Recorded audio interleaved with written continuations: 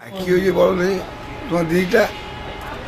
হ্যাঁ, তোমার দিদিটা কি হয়েছে? দিদিটা ফটোটা ভালো হয়নি, আচ্ছা, সেই জন্য নতুন করে ফটো তুলে আবার ছাপাতে হলো।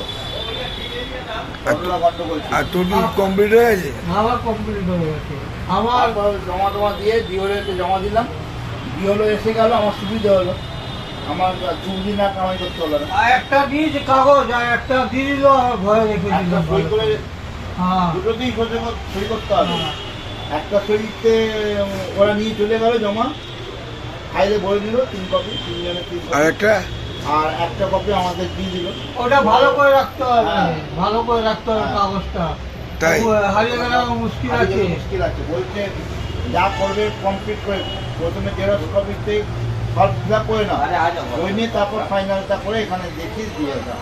একদম ঠিক কথা। তা আমি তো শনিবার দিনকে 7:30 করে চলে যেতাম।